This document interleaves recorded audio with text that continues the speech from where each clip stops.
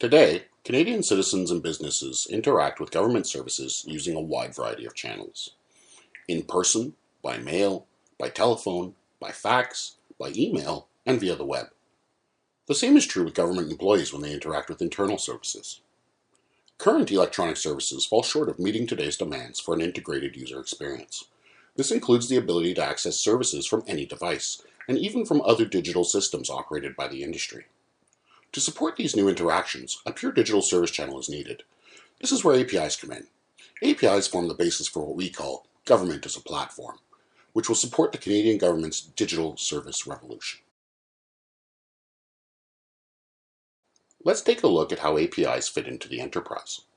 Generally speaking, government systems are basically broken down into two major groups: program support systems and systems of record. Over the last 2 years, the Canadian government has committed to making these systems interoperable, hence the initiative known as GC interoperability. This layer enables seamless information flows between government systems. With this foundation in place, it is now possible to expose business capabilities in digital form to other systems to use. This is what APIs are all about, to support the government's plan for a single window to online services. For example, plans are being made to deploy client-facing APIs that will be used not only to power government online services via the web, but to also support new innovative channels like mobile apps and the Internet of Things. The same is true for employee-facing services with the deployment of internal APIs to support back-office operations. The API layer is what we call government as a platform. APIs form reusable building blocks that can be combined to deliver a unified and personalized service experience. A student that applies for a loan would interact with the government single window, which would in turn connect to the appropriate API to support that transaction. Once this architecture is in place, supporting other use cases would simply involve a different combination of APIs. Today, government APIs exist, but they can be difficult to find.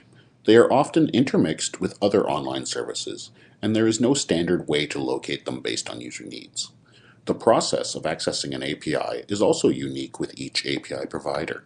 This makes for a very poor shopping experience for potential API users.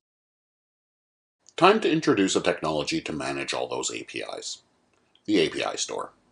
As with a brick-and-mortar retail store, the API Store provides users with a central, go-to location to find and discover government digital services. The API Store allows API providers to easily organize, publish, and secure APIs. Central agencies can now publish common APIs under a single catalog. It also allows third-party APIs, such as those in government applications hosted in the cloud, to be published in the same manner.